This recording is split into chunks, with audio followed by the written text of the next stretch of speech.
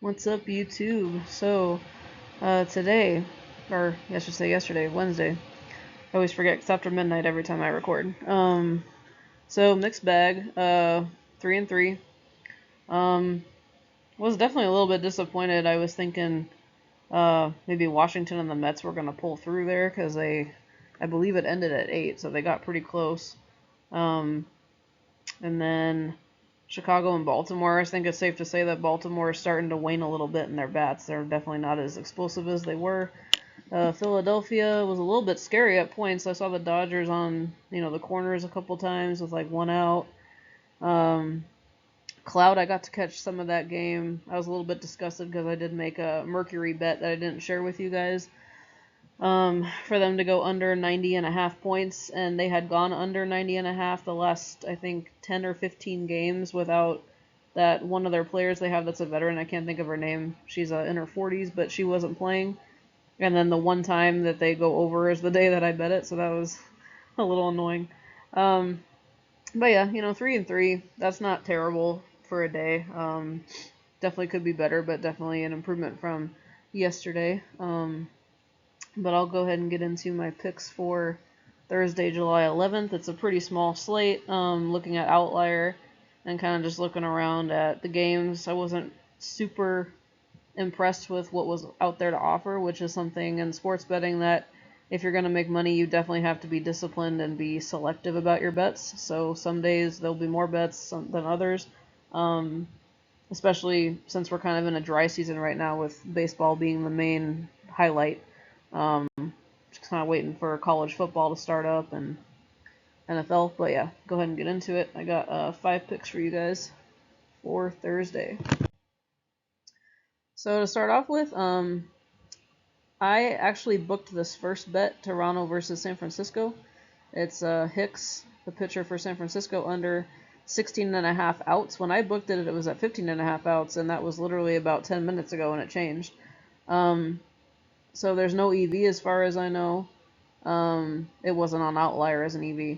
But what's really nice about this history, also at 15.5 outs too, but 16.5 is even better. Although I got it at a cheaper price, but he covered at 16.5. He's covered 100% of the time. This guy pretty much pitches 5 innings and he's done. Sometimes if he pitches 5.1, then he goes over the 15.5. But he's pretty much a 5 inning pitcher. And the best odds you can get for 16.5 is minus 140 at MGM. I booked the bet at 15.5 for minus 110, so taking a bit of a more of a risk there, but I still like the line at 15.5. That's where I saw it originally. And the rationale is obviously his history. 100% covers pretty good. And then plus Toronto he's facing. Toronto's heating up. I believe they're in the top 5 of runs per game right now. So if a team's obviously getting runs, that cuts down a pitcher's lifespan on the mound. So I like that combination. Moving on to Chicago versus New York for the WNBA. I don't know if you can still get this line at 11.5. Chicago. I think it might have gone down to 11, but there's no EV. And the history is Chicago has covered 85% of their games with this threshold for the last 20. So I always like that. And the line that I got it at was a minus 108 on FanDuel, and the rationale is just a strong history. If a team's really good at covering the spread, I like to roll with it, especially, the WNBA. I mean, I've seen a lot of games where there's a heavy spread, and the team that's a huge underdog apparently sometimes even wins or keeps it pretty close. So I like those kind of games to give me some extra points, and the fact that they cover 85% of the time in the last 20, it's always good. Moving on back to baseball, Washington and the New York Mets. I took Gore under 6.5 Ks, no EV. Head to head, he's 60% covering. And the Mets are also bottom 3 in strikeouts right now. So I like this. 6.5 is a pretty meaty line, unless you're Paul Skeens, which we'll get to in a minute. But the best odds I found for this was a minus 130 at DraftKings. And then Oakland and Boston. Oakland on the run line plus 1.5. So far they've split the series with Boston. The EV for this was a 1.86%, so not too bad. And in their history, aside from Boston, just the last 10, Oakland has covered the run line 60% of the time. And the best odds right now are a plus 100, so even money at MGM. And the rationale for this is just the history. 60% is pretty decent. And the EV is always good. That means you're getting the bet cheaper than you should be, so always lock in those rates. And the last pick I have for you, Pittsburgh and Milwaukee, this is kind of just for fun because FanDuel was boosting it. It is an EV bet because I believe the baseline for 8Ks for Skeens is minus 119, and FanDuel has it boosted up to plus 100, so it's definitely an EV bet. And in his history, he's definitely hit and miss with this.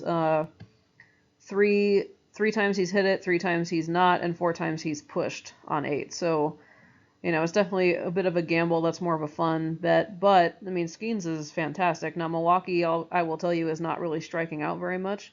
So this might be a tall task even for him. But, I just kind of wanted to have some fun because it was boosted up. It was something I found on Outlier. And I will go ahead and leave it there for today. Like I said, I probably will be making more bets when I get up, technically later today because it's already past midnight, but I have to wait for my boosters to show up in my account. Like I say, and I try to say it in every video, make sure you take advantage of those. Today wasn't actually that great with it. I only had, I believe it was just Fanatics with their profit boost token. I'm trying to think if I took anything else. I don't think there was any boosters on anything else. But, usually DraftKings will have something. They've been a little bit more quiet than usual, but they'll have sometimes they have this up to early win bet for baseball, where if your team goes up 2, you automatically cash. They usually have the WNBA no sweats. Occasionally they will have, which this is a really good one, is the 5 live boosters. So you just have to wait for the game to start, and they give you 20% on each game. And it can vary between $10 to $20. Sometimes they'll even let you bet 50 if they're feeling generous. FanDuel, here and there, will do like a 30% WNBA booster. That's a $10 max. Bet Rivers, like I said, every night, I think it's Eastern Standard Time actually, after 10 o'clock, they have a 25% live boost token that's good for the next 24 hours. If you just log in, it'll automatically credit your account. So just some things to look for. And then MGM usually has some kind of booster. They had it today for soccer and I think tennis. It wasn't anything for baseball. But if you follow soccer and tennis, definitely you're interested in betting that.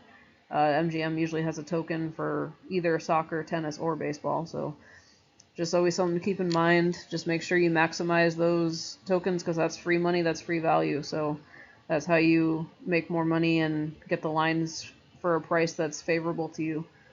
Alright guys, that's all I have for today. Hope you guys have an awesome day of betting, and I will catch up with you tomorrow. Have a good one.